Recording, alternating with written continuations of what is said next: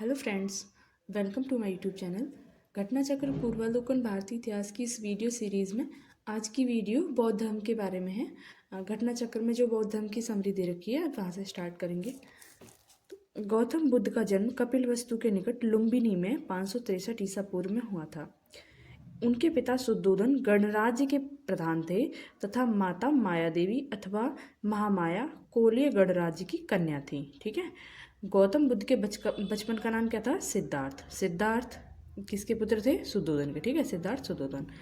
इनके जन्म के कुछ दिनों के बाद इनकी माता का देहांत हो गया, अतः इनका लालन पालन इनकी मौसी प्रजापति गौतमी ने किया था। ये प्रजापति गौतमी का आगे भी नाम आएगा, इसलिए याद रखना, क्योंकि जो पहली महिला होती हैं बौद्ध संघ में प्रवेश करने वाली, वो यही होती हैं। ठीक है। इनका विवाह 16 वर्ष की अल्पायु में शाक्य कुल की कन्या यशोधरा के साथ हुआ। तो इनकी वाइफ का नाम यशोधरा हो गया। उत्तरकालीन बौद्ध ग्रंथों में यशोधरा के अन्य नाम गोपा, बिंबा, भद्दकच्छना आदि मिलते हैं। इनके पुत्र का नाम राहुल था। बुद्ध के जीवन में 4 दृश्यों का अत्यधिक प्रभाव पड़ा। जिन 4 दृश्यों को देख के बुद्ध जो है अपनी राजकीय जीवन शैली को छोड़ के और मतलब घर को त्याग के निकल पड़े थे, वो 4 जो दृश्य थे वो थे, एक तो बूढ़ा व्यक्ति, बीमार व्यक्ति, मृतक और प्रसन्नचित्त सन्यासी। ठीक है। सिद्धार्थ ने पत्नी एवं बच्चों को सोते हुए छोड़कर गृह त्याग किया। मतलब अब तक क्या था, हमने देखा कि इनके पिता भी शाक्यगढ़ के प्रधान थे, है ना। शाक्यगढ़ के प्रधान का मतलब क्या है? जैसे कि पहले राजवंश होता था कि राजा है और वो शासन कर रहा है, और जो गढ़ जो थे ना, गढ़ का मतलब ये था कि एक राजा का शासन हो गया, एक समूह शासन कर रहा है ना, तो वो हो गया गढ़। तो उनके अलग अलग नाम थे, जैसे शाक्यगढ़, कोलीयगढ़, है ना, गणराज्य हो गया। जैसे अभी भारत भी तो गणराज्य है, तो ऐसे ही गणराज्य। तो वो एक मतलब उसमें क्या था, एक समूह में शासन करते थे, एक ग्रुप में। तो इसी तरीके से ये क्या हो गया, एक ये जो गौतम बुद्ध थे, मतलब उससे पहले इनका नाम जैसे सिद्धार्थ था, तो सिद्धार्थ जो है मतलब इनका बैकग्राउंड काफ़ी अच्छा था, ये राजकीय परिवार से आते थे। ठीक है। लेकिन इन्होंने ये 4 दृश्य जब देखे तो फिर ये क्या करते हैं, अपनी पत्नी और पत्नी से जो इनको एक पुत्र था जिसका नाम था राहुल, इन दोनों को सोते हुए छोड़कर गृह त्याग कर देते हैं। इनको लगता है कि जीवन में कुछ नहीं है। इन्होंने देखा कि बूढ़ा भी हो रहा है व्यक्ति, बीमार भी हो रहा है, फिर मर रहा है, सब लोग दुखी हैं, लेकिन इन सब में जो सुखी है वो कौन है? प्रसन्नचित्त सन्यासी। मतलब जो सन्यासी है वो एकदम सुखी है, उसके पास कुछ नहीं है, इसलिए इनको लगता है कि सब चीज़ बेकार है, इसलिए फिर ये गृह त्याग कर देते हैं। ठीक है। गृह त्याग के समय सिद्धार्थ की आयु 29 वर्ष थी। तो ये एग्जैक्ट वर्ष भी याद रखना जरूरी है कि कितने वर्ष के थे जब उन्होंने गृह त्याग किया। बौद्ध ग्रंथों में गृह त्याग को महाबहिष्क्रमण की संज्ञा दी गई है। तो इनकी जो अलग अलग कुछ घटनाएं हैं उनको अलग अलग नाम दिया गया है। ठीक है। अभी हम आगे पढ़ेंगे, धर्मचक्र प्रवर्तन या फिर धम्मचक्र प्रवर्तन आता है, ऐसे ही महाभिनिष्क्रमण। तो महाभिनिष्क्रमण का मतलब है बौद्ध द्वारा गृह त्याग। तो एक शब्द में अगर कहें कि गौतम बुद्ध ने जो गृह त्याग किया उस घटना को क्या नाम देते हैं, तो उस घटना को नाम देते हैं महाभिनिष्क्रमण। ठीक है। सांख्य दर्शन के आचार्य आलार कलाम से वैशाली के समीप उनकी मुलाकात हुई। तो सबसे पहले जो इनके गुरु बने, मतलब जहाँ इन्होंने वार्तालाप होता है इनका इसके बारे में, मतलब जीवन के दर्शन के बारे में, तो वो होता है आलार कलाम से। ठीक है। और ये आलार कलाम कौन थे? ये सांख्य दर्शन के आचार्य थे। ठीक है। और बाद में ये लोग इनसे मिलते हैं जब गौतम बुद्ध को ज्ञान प्राप्त हो जाता है, और फिर ये गौतम बुद्ध इनको उपदेश भी देते हैं। इससे पहले ये इनसे उपदेश लेते हैं। ठीक है। आलार कलाम। यहाँ से सिद्धार्थ जो थे, मतलब ये गौतम बुद्ध, यहाँ से सिद्धार्थ राजगृह के समीप निवास करने वाले रुद्रक रामपुत्र नामक एक दूसरे धर्माचार्य के पास पहुँचे। ठीक है। और दूसरा जो धर्माचार्य था, मतलब जो आचार्य थे इस तरीके से, वो कौन थे? रुद्रक रामपुत्र। ठीक है। तो ये दोनों आलार कलाम और रुद्रक रामपुत्र। तो अभी तक गौतम बुद्ध सिद्धार्थ ही हैं, जब उनको ज्ञान प्राप्ति हो जाएगी तब वो गौतम बुद्ध हो जाएंगे। ठीक है। इसके पश्चात सिद्धार्थ जो है उरुवेला यानी बोध गया पहुंचे, जहाँ पे इनको ज्ञान प्राप्त होगा। तो कहाँ पहुंचे ये? उरुवेला में, मतलब बोध गया में जगह पड़ती है उरुवेला। 6 वर्षों की कठिन साधना के पश्चात 35 वर्ष की अवस्था में, ठीक है, 29 वर्ष में गृह त्याग किया था, तो 35 वर्ष की अवस्था में वैशाख पूर्णिमा की रात्रि को एक पीपल के वृक्ष के नीचे गौतम बुद्ध को ज्ञान प्राप्त हुआ। तो जो बुद्ध पूर्णिमा नाम से बौद्ध धर्म में जो त्यौहार मनाते हैं, बहुत ज़्यादा पवित्र माना जाता है, वो इसलिए मनाते हैं क्योंकि वैशाख पूर्णिमा की रात्रि को ही उनको ज्ञान प्राप्त हुआ था। ठीक है। पीपल के वृक्ष के नीचे। इसमें नदी का पता नहीं, नदी दे रखा नहीं दे रखा, तो नदी के किनारे भी पूछ लिया जाता है। नदी के किनारे जैसे ये पीपल था वहाँ पे, तो वो निरंजना नदी थी, है ना। ज्ञान प्राप्ति के बाद वह बुद्ध कहलाए, ठीक है। ज्ञान प्राप्ति के बाद वह बुद्ध कहलाए। बुद्ध का एक अन्य नाम था तथागत। तो तथागत नाम मिले तो तथागत का मतलब क्या है? गौतम बुद्ध। शाक्य कुल में जन्म लेने के कारण है शाक्य मुनि भी कहा गया, तो शाक्य मुनि, तथागत, बुद्ध, सिद्धार्थ, ये सारे नाम एक ही हैं, ठीक है। ज्ञान प्राप्ति के पश्चात गौतम बुद्ध ने अपने मत का प्रचार प्रारंभ किया। उरुवेला से वे सबसे पहले ऋषिपत्तन, यानी वर्तमान सारनाथ वाराणसी दोनों यूपी में है ना, ऋषिपत्तन पहुंचते हैं जब उन्हें बोध गया में ज्ञान प्राप्त हो जाता है। तो यहाँ उन्होंने पांच ब्राह्मण सन्यासियों को प्रथम उपदेश दिया। इस प्रथम उपदेश को धर्मचक्र प्रवर्तन कहा गया। तो महाभिनिष्क्रमण और दूसरा हो गया क्या? धर्मचक्र प्रवर्तन। तो धर्मचक्र प्रवर्तन क्या है? जब उन्होंने पहली बार उपदेश दिया था, और किनको दिया था? 5 ब्राह्मण को, ठीक है। बुद्ध के जीवन से संबंधित बौद्ध धर्म के प्रतीक। तो जब बुद्ध का जन्म है उसको किससे दर्शाया जाता है? कमल एवं सांड से। गृह त्याग को दर्शाया जाता है घोड़ा से, है ना। और ज्ञान, जब ज्ञान की प्राप्ति होती है उसे दर्शाया जाता है पीपल से, यानी उसको बोधि वृक्ष भी कहते हैं। निर्वाण को दर्शाया जाता है पद चिन्ह से। तो जैसे हम इसमें आगे देखेंगे कि बौद्ध धर्म दो उसमें बट गया पंथ में एक तरीके से, तो महायान और हीनयान। तो जो मतलब हीनयान पहले था और महायान बाद में। तो जो हीनयान है, हीनयान वाले जो हैं, उनमें जब वो चित्र वगैरह बनाते थे तो उसमें वो कोई ऐसा चित्र नहीं बनाते थे, वो इन प्रतीकों के माध्यम से ही दर्शाते थे कि कौन सी घटना क्या है। जब ये महायान शाखा जो है इसकी बौद्ध धर्म की, उसमें ये चित्र बनाने लगे हैं गौतम बुद्ध का, या फिर ज्ञान प्राप्ति हो रही है जो भी उस तरीके से। उससे पहले मुख्यतः ये जो प्रतीक हैं ये हीनयान में प्रयुक्त होते थे, ठीक है, क्योंकि वहाँ पे वो चित्र नहीं बनाते थे। राजगृह में उन्होंने द्वितीय, तृतीय तथा चतुर्थ वर्षाकाल व्यतीत किया। मगध के राजा बिंबिसार ने उनके निवास के लिए वेणुवन नामक महाविहार बनवाया। तो वेणुवन किसने दान में दिया था? राजा बिंबिसार ने। अब ऐसे भी पूछ लेगा कि भाई किस शासक के समकालीन थे गौतम बुद्ध, तो हमें एक नाम मिल गया यहाँ से, राजा बिंबिसार, ठीक है। राजगृह से चलकर बुद्ध लिच्छवियों की राजधानी वैशाली पहुँचते हैं, है ना। लिच्छवियों की राजधानी वैशाली पहुंचे, जहां उन्होंने 5वां वर्षाकाल व्यतीत किया। लिच्छवियों ने उनके निवास के लिए महावन में प्रसिद्ध कुटाग्रशाला का निर्माण किया। तो लिच्छवियों ने कुटाग्रशाला का निर्माण किया, ठीक है, और बिंबिसार ने वेणुवन का। ये सब क्या है? ये विहार हैं। विहार का मतलब जहाँ पे रहा जाता है, जो बौद्ध लोग हैं वो जो रहते हैं उसको विहार कहते हैं। तो कुटाग्रशाला, शाला से समझ में आ रहा है शाला मतलब क्या होता है? एक तरीके से घर ना। तो कुटाग्रशाला ये किसकी हो गई? लिच्छवियों द्वारा, और बिंबिसार का हो गया वेणुवन। वैशाली की प्रसिद्ध नगर वधु आम्रपाली उनकी शिष्या बनी। वैशाली की प्रसिद्ध नगर वधु आम्रपाली उनकी शिष्या बनी, ठीक है। तो जो लिच्छवियों की राजधानी है वैशाली, यहाँ पे इनके लिए 2 चीज़ें याद रखनी, एक तो कुटाग्रशाला और दूसरा इसकी नगर वधु थी आम्रपाली। नगर वधु का मतलब होता है वैश्य, है ना। तो वैशाली की प्रसिद्ध नगर वधु आम्रपाली।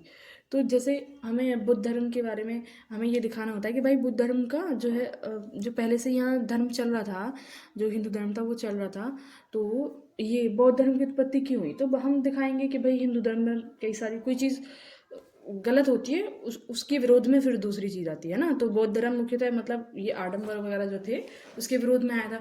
तो फिर हम जब बौद्ध धर्म की प्रगतिशीलता के बारे में बताएंगे कि वो ऐसे ऐसे करके मतलब उसके एग्जाम्पल देंगे, वो अच्छा था महिलाओं के लिए, ये भी वो भी, तो वहाँ पे ये एग्जाम्पल मतलब बेस्ट रहेगा। हम वहाँ पे दिखा सकते हैं कि महिलाओं के लिए भी, यहाँ तक कि जो वैश्या थी आम्रपाली, उस तक को महात्मा बुद्ध ने अपनी शिष्या बनाया था, है ना। तथा भिक्षु संघ के निवास के लिए अपनी आम्रवाटिका प्रदान की। तो इन्होंने जो आम्रपाली थी, इन्होंने आम्रवाटिका प्रदान की थी भिक्षु संघ के रहने के लिए, ठीक है। ज्ञान प्राप्ति के 8वें वर्ष गौतम बुद्ध ने वैशाली में अपने प्रिय शिष्य आनंद के कहने पर महिलाओं के संघ में प्रवेश की अनुमति दी। तो ऐसे पूछ लिया जाता है किसके कहने पर महिलाओं को संघ में प्रवेश की अनुमति मिली। तो इनका एक शिष्य था जिसका नाम था आनंद। आनंद के कहने पर महिलाओं को संघ में प्रवेश दिया गया, ठीक है। मतलब देखो शिष्या तो बन जाती थी, लेकिन जहाँ बौद्ध भिक्षु रह रहे हैं, जो उनका संघ है, जहाँ वो एक जगह रहते हैं, उसमें प्रवेश करने की अनुमति आनंद के कहने पर मिलती है। और प्रथम जो प्रवेश करती है महिला, वो बुद्ध की मौसी या विमाता, जो हमने पहले पढ़ा अभी, वही थी, ठीक है, प्रजापति गौतमी जिसे बोला गया था। देवदत्त बुद्ध का चचेरा भाई था। यह पहले उनका अनुगत बना और फिर उनका विरोधी बन गया। ठीक है, वो विरोधी कैसे बन गया? वो चाहते थे कि बुद्ध को हटाकर मैं प्रमुख बन जाऊं संघ का। तो वह बौद्ध संघ से बुद्ध को हटाकर स्वयं संघ का प्रधान बनना चाहता था, किंतु उसे इसमें सफलता नहीं मिली। ठीक है, फिर है कि बौद्ध धर्म का सर्वाधिक प्रचार प्रसार कौशल राज्य में हुआ। ठीक, तो सर्वाधिक प्रचार प्रसार कहाँ हुआ? कौशल राज्य में। ये भी याद रखना। ठीक है, स्टार मार्क भी कर रखा है पहले से। कौशल राज्य में हुआ। यहाँ बुद्ध ने 21 वर्षावास के कौशल राज के अनाथ पिंडक नामक धनी व्यापारी ने उनकी शिष्यता ग्रहण की तथा संघ के लिए जेतवन विहार प्रदान किया। ठीक है, तो जेतवन विहार किसने दिया? उससे पहले हमने देखा वेणुवन महाविहार। तो अलग अलग विहार के नाम आ रहे हैं, उनका ना मैचिंग में भी दे दिया जाता है किसने कहाँ दिया, तो इनका नाम याद रखना है। तो वेणुवन महाविहार दिया था मगध के राजा बिंबिसार ने। ठीक है, और कुटाग्रशाला दी थी लिच्छवियों ने। लिच्छवी गणराज्य था ना, तो लिच्छवी का कोई एक पर्टिकुलर राजा तो था नहीं जिसका नाम लिया जाए, इसीलिए लिच्छवियों ने, तो जो लिच्छवी गणराज्य था उन्होंने दी थी कुटाग्रशाला। और वहीं पे कौशल राज्य का एक व्यापारी था अनाथ पिंडक। ठीक है, अनाथ पिंडक ने दिया था जेतवन विहार। ठीक है, भरूच से प्राप्त एक शिल्प के ऊपर इस दान का उल्लेख है। तो इस जेतवन के बारे में कहाँ से साक्ष्य मिलता है हमें? भरहुत में जो स्तूप बना है उनका, वहाँ से भरहुत में एक स्तूप भी मिलता है।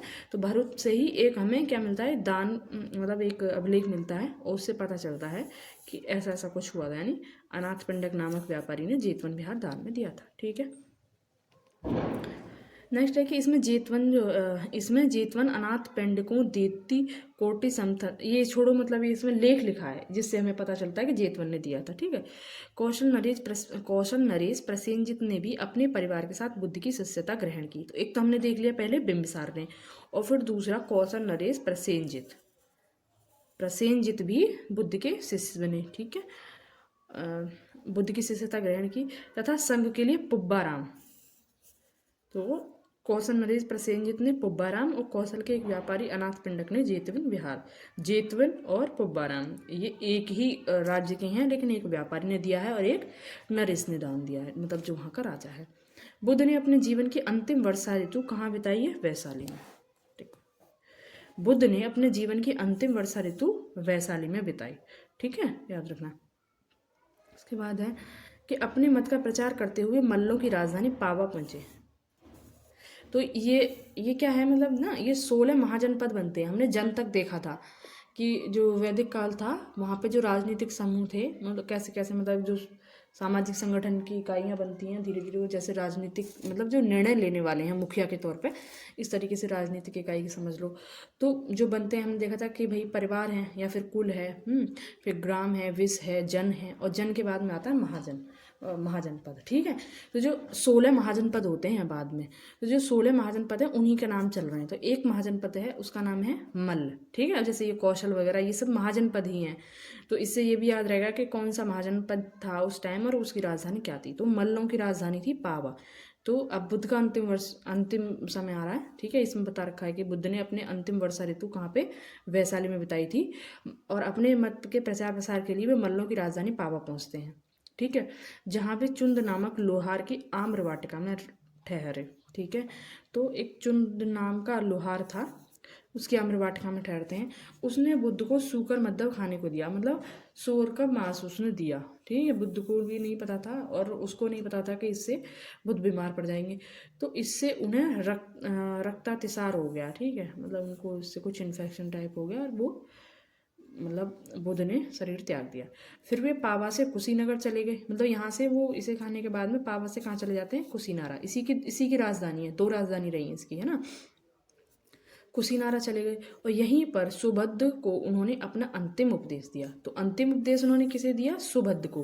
प्रथम उपदेश दिया था उन्होंने 5 ब्राह्मणों को। ठीक है, जो धर्म चक्र प्रवर्तन कहलाया था, और अंतिम दिया उन्होंने सुभद्र को। ठीक है, कुशीनारा, अभी मैंने बताया कि मल्लों की राजधानी थी, मल्लों की राजधानी पावा भी और कुशीनारा भी है, और कुशीनारा में ही वो अपना शरीर त्यागते हैं। ठीक है, एक सेकंड।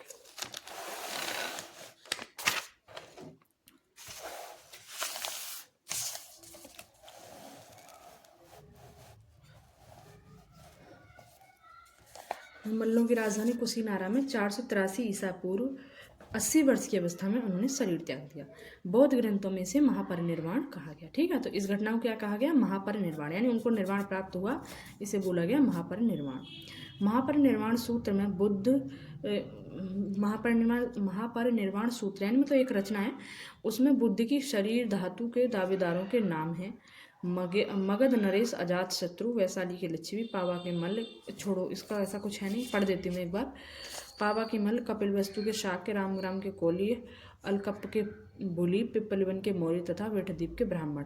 देखो कुल मिला के इसमें ना ये ऐसे इसके ब्राह्मण ये वो इस तरीके से नहीं, ऐसा है मतलब इस तरीके से क्वेश्चन बनता है। इसमें क्या कहना चाह रहा है इसके लिए, जब मतलब जैसे बुद्ध को जो दफनाया गया ना, तो बुद्ध की जैसे वस्तुएं थी और बुद्ध ने जो चीज़ें प्रयोग की थी, जैसे उनका बर्तन था, इस तरीके से बुद्ध की अस्थियाँ ये सब, तो वो इन जगह यानी 5 जगह पे दफनाई गई अलग अलग।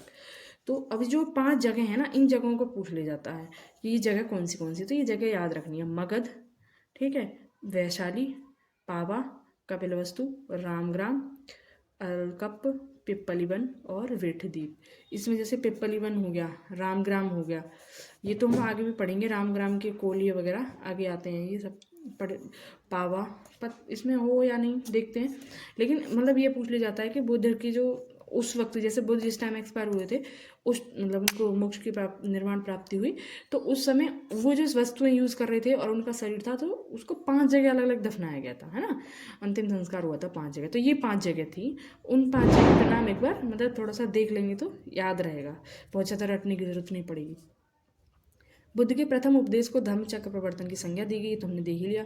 उनका यह उपदेश क्या था? दुख के कारण और उसके समाधान से संबंधित। ठीक है, यानी दुख है, दुख का कारण है और उसका समाधान है, तो इसे 4 आर्य सत्य कहा गया। ठीक है, तो 4 आर्य सत्य कौन से हैं अगर ये पूछ लिया जाए, या फिर प्रथम उपदेश जो था उनका वो किस पर आधारित था, तो 4 आर्य सत्य हैं उनके, दुख समुदाय, दुख निरोध और दुख निरोध गामिनी। ठीक है, मतलब दुख को दूर करने के उपाय। बुद्ध के अनुसार दुख का मूल कारण अविद्या के विनाश का उपाय अष्टांगिक मार्ग है। बुद्ध के अनुसार दुख का मूल कारण अविद्या के विनाश का उपाय अष्टांगिक मार्ग है। अष्टांगिक मार्ग 8 हैं, जो इस प्रकार हैं: सम्यक दृष्टि, सम्यक संकल्प, सम्यक वाक, सम्यक कर्मांत, सम्यक आजीव, सम्यक व्यायाम, सम्यक स्मृति एवं सम्यक समाधि। मतलब बुद्ध ने माना है कि दुख है, ठीक है, और दुख का कारण भी है, उन्होंने ये भी माना, और दुख को दूर करने का उपाय भी है। ठीक है, तो अब जो दुख कैसे दूर होगा, इसके लिए उन्होंने अष्टांगिक मार्ग दिए कि आप इन मार्ग पर चलिए, दुख दूर हो जाएगा। ठीक है, तो ये जो अष्टांगिक मार्ग थे, सम्यक माने मतलब उचित समझ सकते हैं, है ना, उचित दृष्टि और उचित संकल्प, सम्यक वाक बोलना, सम्यक कर्मांत कर्म हो गया, आजीविका, सम्यक आजीव, सम्यक व्यायाम, तो ये सारे एकदम रटे हुए होने चाहिए, ये ना इथिक्स में भी यूज़ हो जाते हैं। ठीक है, इथिक्स का जब पेपर होता है, तो जैसे मतलब कोई केस स्टडी आ गई या फिर कुछ भी इस तरीके का क्वेश्चन आता है, या फिर सीधा सीधा महात्मा बुद्ध को लेके ही क्वेश्चन बना दिया जाए कि उससे एक लोक सेवक जो है कैसे नैतिक पार्ट सीख सकता है, मतलब कैसे नैतिक शिक्षा ले सकता है इत्यादि, कुछ ऐसा हो तो, या फिर हमें कहीं एग्जाम्पल देना हो कि भाई हमें धर्म जो है कैसे नैतिकता स्थापित करता है इस तरीके से, या फिर लोक सेवक के जीवन में नैतिकता स्थापित कैसे हो सकती है, तो सम्यक दृष्टि हो, सम्यक संकल्प हो, सम्यक वाक हो, मतलब जो लोक सेवक हो वो उसका जो बोल, ये सारी चीज़ें कैसी हों। यहाँ उचित का मतलब क्या है, धर्म के अनुसार दे रखा है, वहाँ पे उचित का मतलब क्या हो गया, मतलब लोक सेवक के संदर्भ में देखें तो एक जो मतलब लोक सेवा के लिए जो आदर्श हैं उसके अनुसार, है ना, तो इस तरीके से भाई सम्यक आजीविका होगी तो वो क्या होगा, वो भ्रष्टाचार नहीं करेगा, है ना, उस समय का उचित कर्म होगा। तो ये सारी चीज़ें अगर एक लोक सेवक भी अपने जीवन में उतारेगा तो नैतिक जो है शासन की स्थापना होगी। ठीक है, या फिर सुशासन कह सकते हो, सुशासन की स्थापना होगी। बुद्ध मतलब ये कुल मिला के क्या, ये 8 जो हैं, जो 8 उन्होंने बताए अष्टांगिक मार्ग, ये हमें याद होने चाहिए। ये कई जगह यूज़ हो जाता है, ऐसे में भी यूज़ हो जाता है। बौद्ध धर्म के अनुयायी 2 वर्गों में बटे थे, भिक्षु भिक्षुणी तथा उपासक और उपासिकाएं। जो अनुयायी थे उनके शुरुआत में कैसे 2 वर्ग में, जिनको कहा जाता है भिक्षु भिक्षुणी तथा उपासक और उपासिकाएं। सामान्य मनुष्यों के लिए बुद्ध ने जिस धर्म का उपदेश दिया उसे उपासक धर्म कहा गया।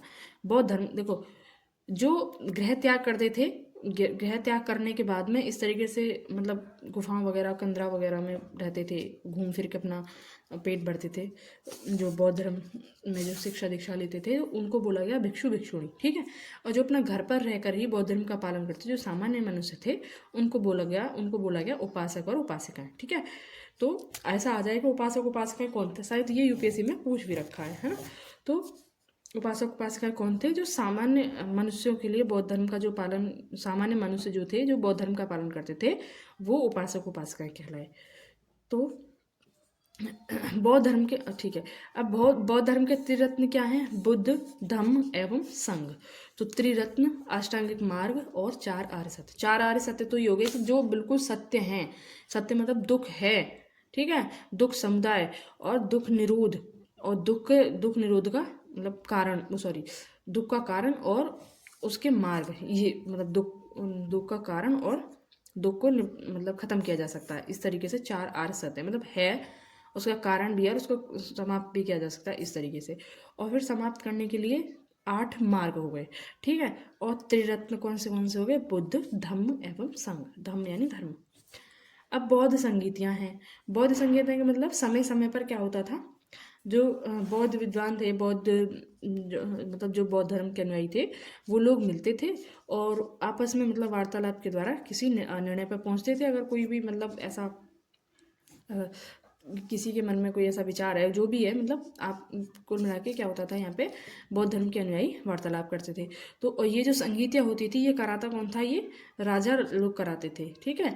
तो अब इसमें इस तरीके से हम देखें तो 4 प्रमुख बौद्ध संगीतियाँ हुई, मतलब 4 बौद्ध संगीतियाँ होती हैं और उनसे प्रत्येक संगीति से मतलब क्या क्या आउटकम निकलते हैं वो इसमें जहाँ जहाँ दिया होगा वहाँ पढ़ते जाएंगे। और मुख्य जो है इसमें जो मेन है वो कनिष्क वाली है, जहाँ से जिसके बाद में बौद्ध धर्म जो है 2 शाखाओं में बढ़ जाता है, हीन और महायान में, ठीक है। तो प्रथम बौद्ध संगीति होते 483 ईसा पूर्व। स्थान था राजगृह। अध्यक्ष था महाकश्यप या महाकश्यप। तो अध्यक्ष कौन होगा, जो बौद्ध धर्म का अनुयायी होगा, और बुलाने वाला जो होगा यानी जो शासक होगा वो होगा अजातशत्रु। किसका, प्रथम बौद्ध संगीति का, ठीक है।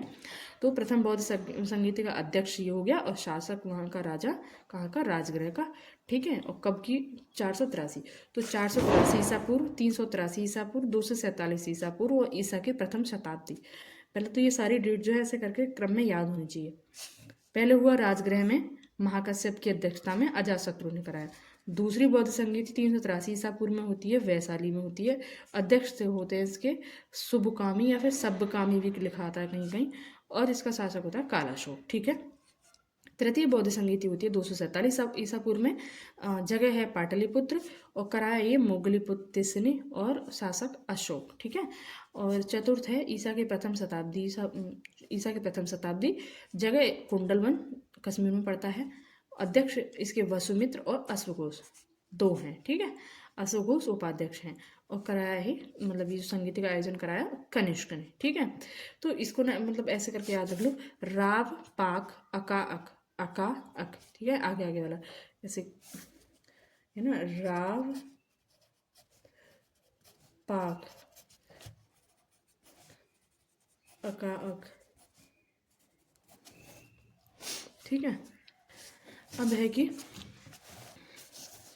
परंपरागत नियम में आस्था रखने वालों का संप्रदाय स्थविर या थेरावादी कहलाया।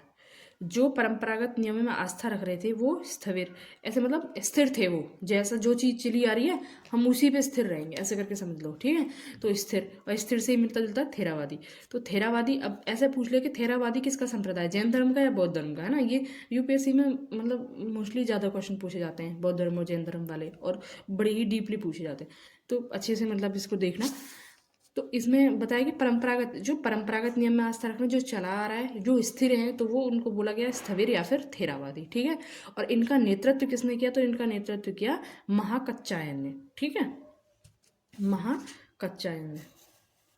परिवर्तन के साथ नियम को स्वीकार करने वालों का संप्रदाय क्या कहलाया, महासांगिक। जो परिवर्तन के साथ नियम को स्वीकार कर रहे हैं, उदार हैं, तो वो क्या होगा, वो महान होगा, है ना।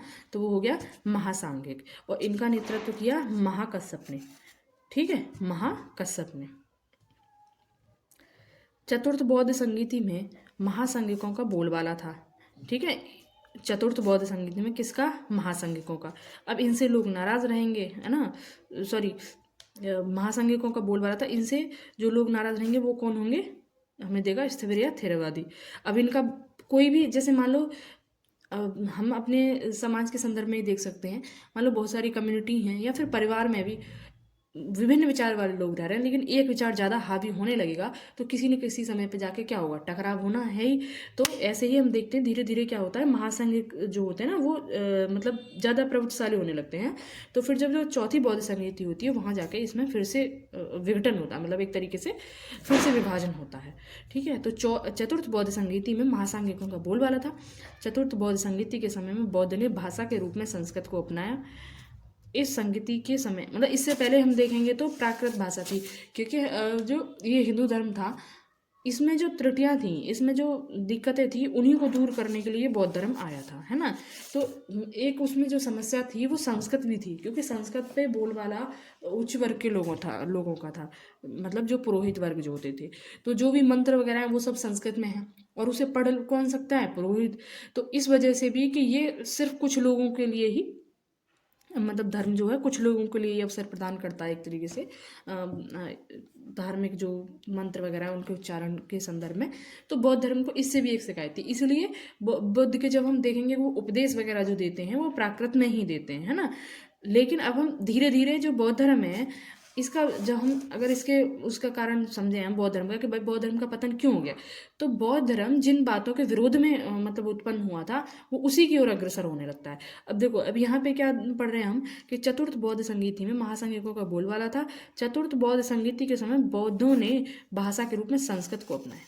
ठीक है, जिस संस्कृत का ये विरोध कर रहे थे, मतलब महात्मा बुद्ध के समय में बौद्ध धर्म जिसका विरोध कर रहा था उसी को इन्होंने भी अपना लिया, है ना।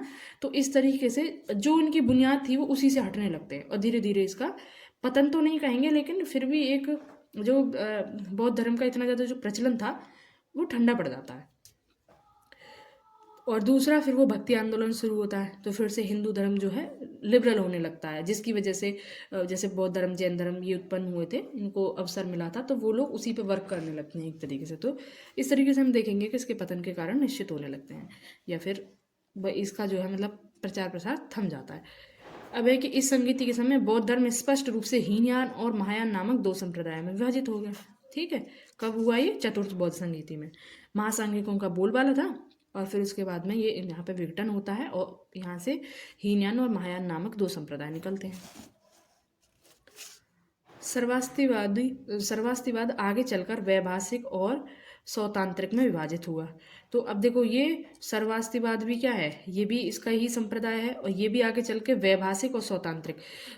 तो ये सब ना, सौतांत्रिक, ये सारे जो संप्रदाय हैं इनको एकदम अच्छे से रटा हुआ होना चाहिए कि बौद्ध धर्म के कौन से संप्रदाय हैं, है ना। तो अभी हमने देखो कितने सारे देख लिए, स्थविर, थेरावादी, महासांघिक, और उसके बाद में हीनयान, महायान, सर्वास्तिवादी का विभाजन है आगे जाके, वैभाषिक और सौत्रांतिक। ठीक है, वैभाषिक मत की उत्पत्ति मुख्य रूप से कश्मीर में हुई। वैभाषिक मत के प्रमुख आचार्य हैं धर्मत्रात, घोषक, बुद्धदेव और वसुमित्र। तो ये वसुमित्र जो हैं ये इंपॉर्टेंट है क्योंकि इन्होंने कुछ रचनाएं की हैं इसलिए।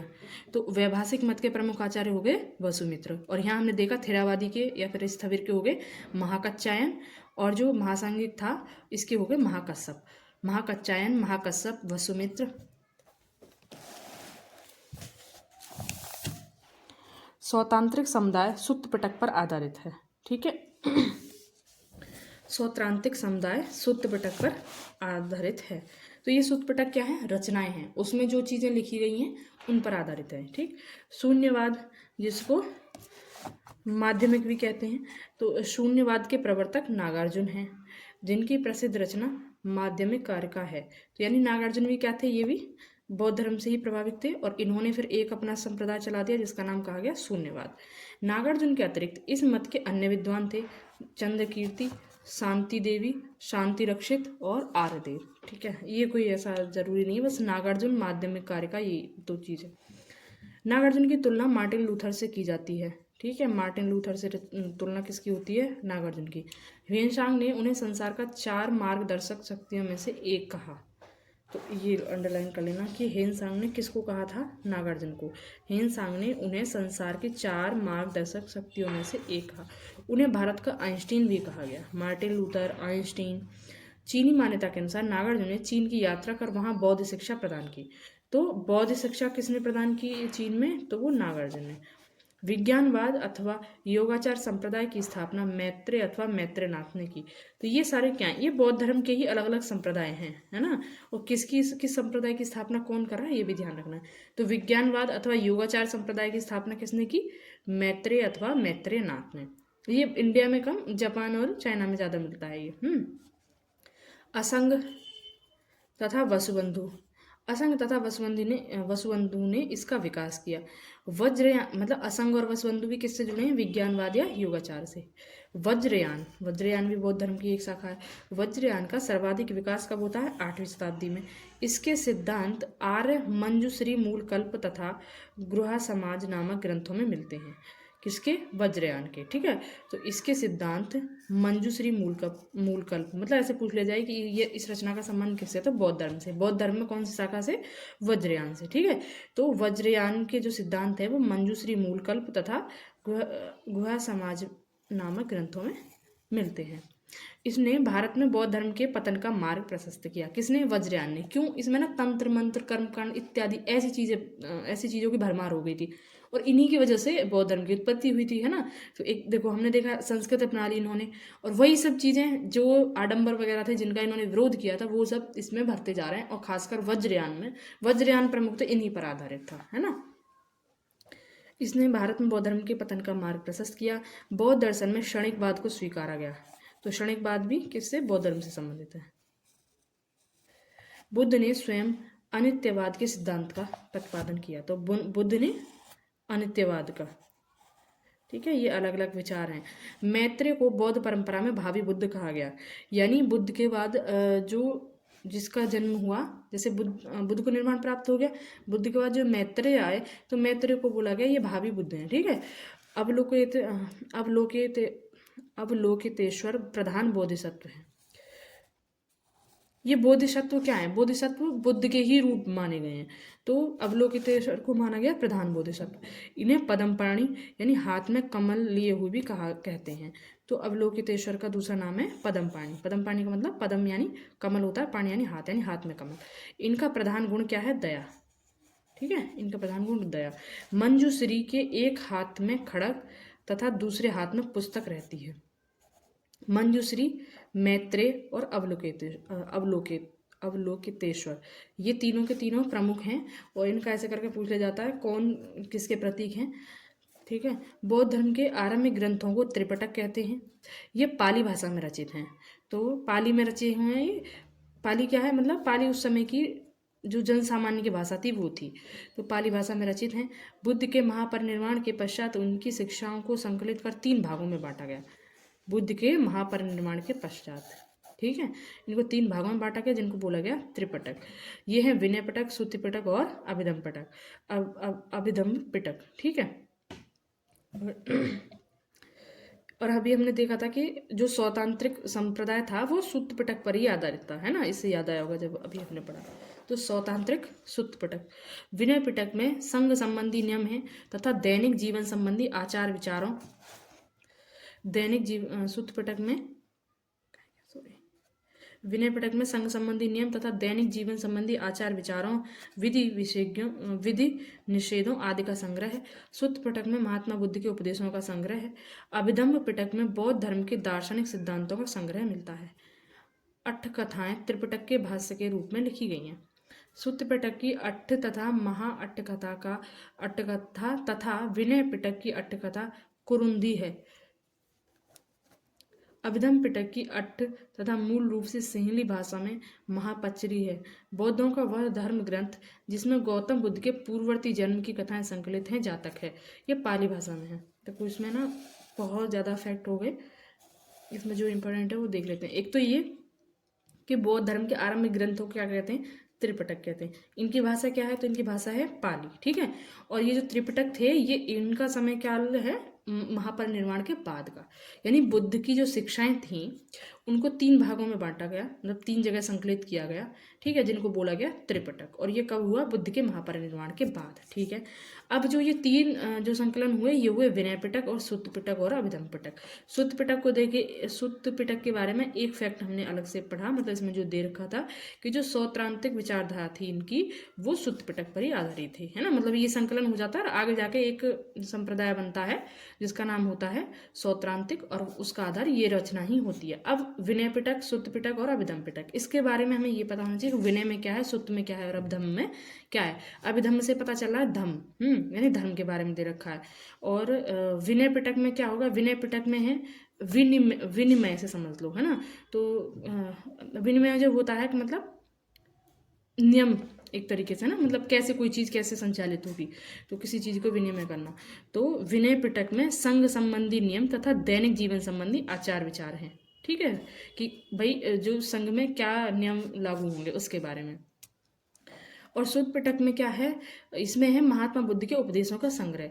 और अभिधम्म पिटक में क्या हो गया? अभिधम्म पिटक में हो गया बौद्ध धर्म के दार्शनिक सिद्धांतों का संग्रह, ठीक है।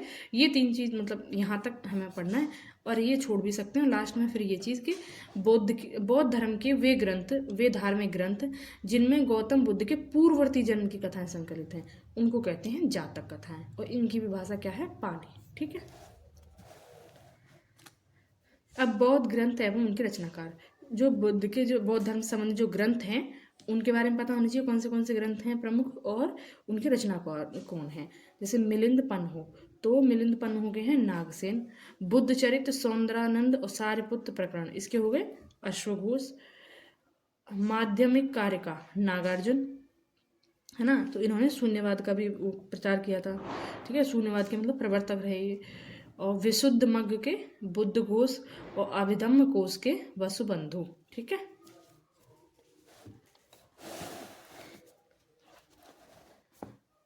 बुद्ध की भूमि स्पर्श मुद्रा से तात्पर्य अपने तप की शुचिता और निरंतरता को बनाए रखने से है।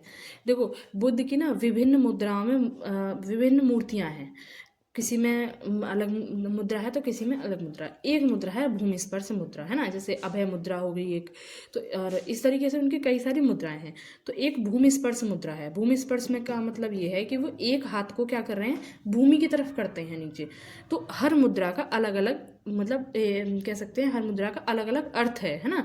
तो जो भूमि स्पर्श मुद्रा है इसका अर्थ क्या है? तो इसका अर्थ है कि जो बुद्ध हैं वे अपने तप की स्वच्छता यानी शुद्धता और निरंतरता को बनाए रखने से है, ठीक है।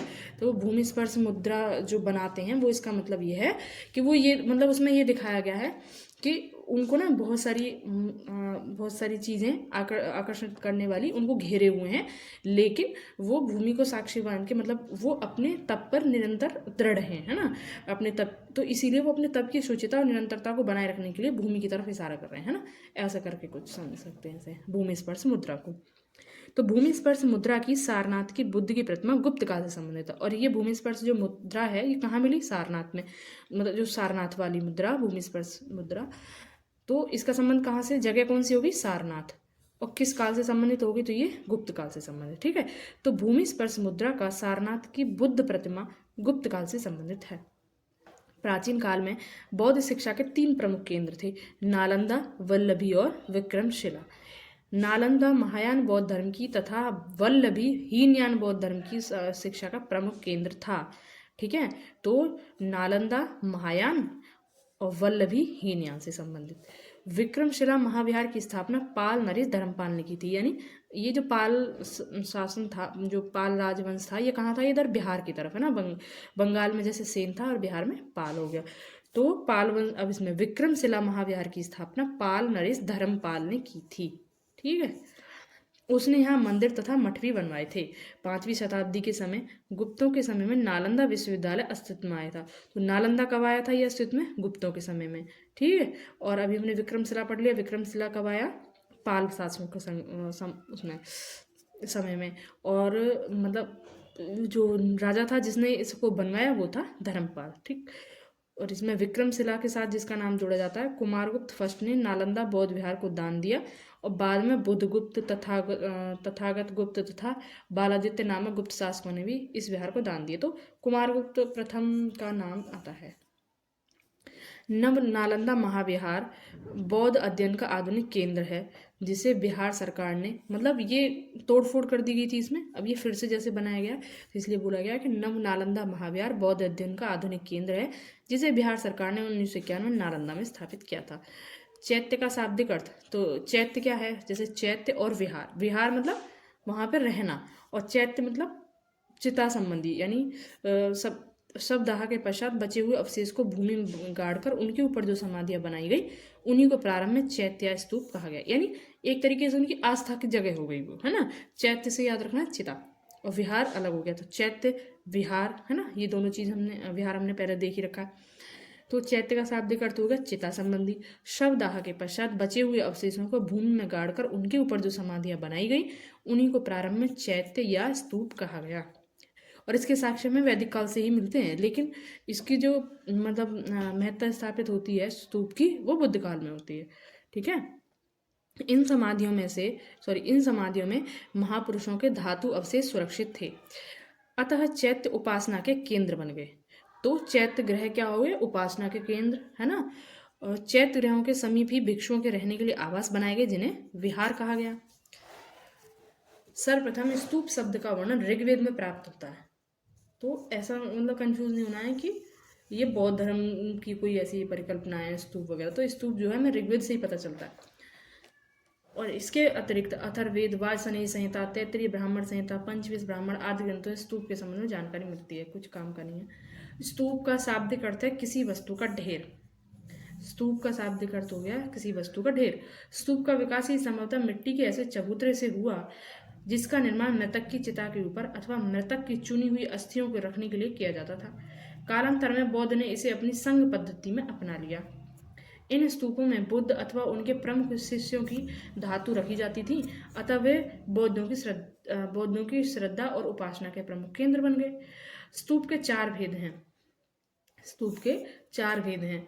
शारीरिक स्तूप, पारभौगिक स्तूप, उद्देश्य का स्तूप और पूजार्थक स्तूप। मतलब इनका मतलब क्या है, जैसे स्तूप भी चार तरह के बताए गए। पहले जो स्तूप थे ऋग्वैदिक काल के, वो तो सीधा सीधा वही थे कि कुछ अवशेष के ऊपर होते थे, है ना।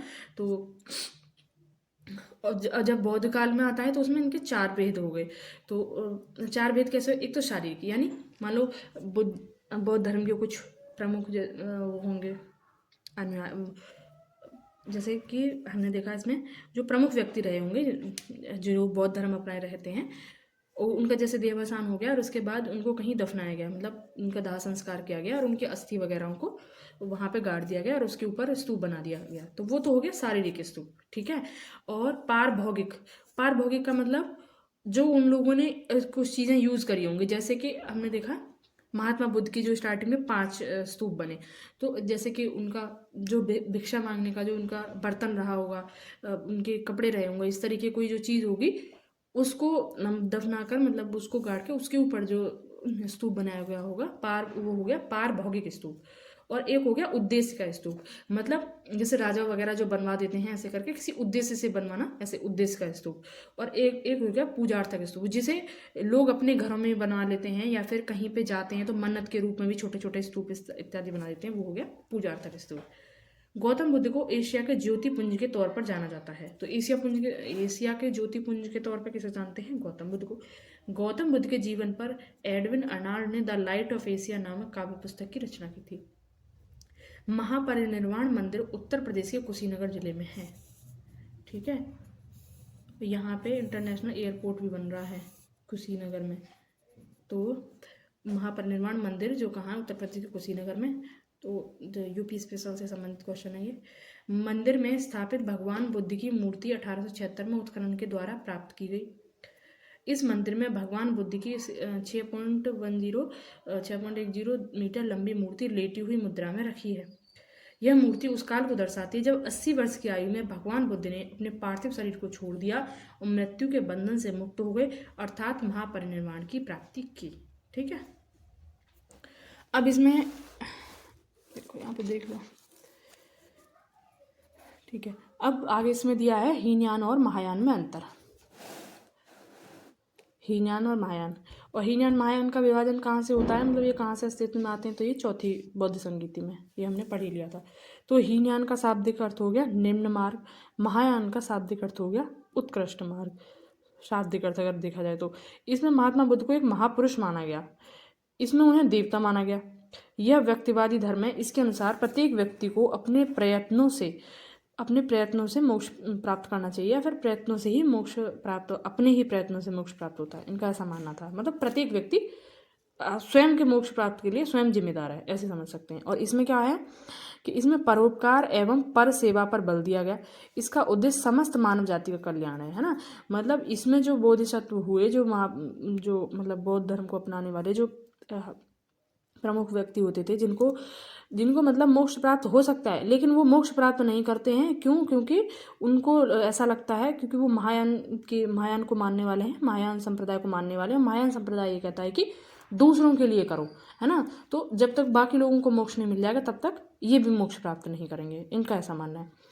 यह मूर्ति पूजा एवं भक्ति में विश्वास नहीं करते, क्योंकि ये महात्मा बुद्ध को एक महापुरुष मानते हैं, है ना कि देवता। और लेकिन ये देवता मानते हैं। और यहाँ पे ये लोग मूर्ति पूजा में भक्ति में विश्वास नहीं करते, ये आत्मा एवं पुनर्जन्म में विश्वास करते हैं। इनकी साधना पद्धति अत्यंत कठोर है तथा ये भिक्षु जीवन का समर्थन करते हैं। इनके सिद्धांत सरल एवं सर्वसाधारण के लिए सुलभ हैं। इसमें भिक्षु के साथ साथ सामान्य उपासकों को भी महत्व दिया गया है ना।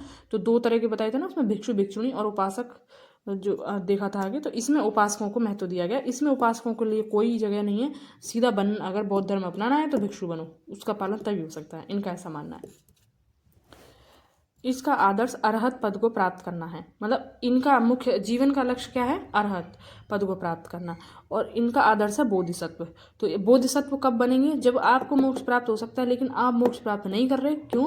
क्योंकि दूसरों को मोक्ष प्राप्त कराना है। और इसमें जब मोक्ष प्राप्त करने तक जब पहुंच जाएगा तो उसे अरहत बोला जाएगा। तो इनका क्या है? अरहत यानी मोक्ष प्राप्त करना। और इसका क्या है?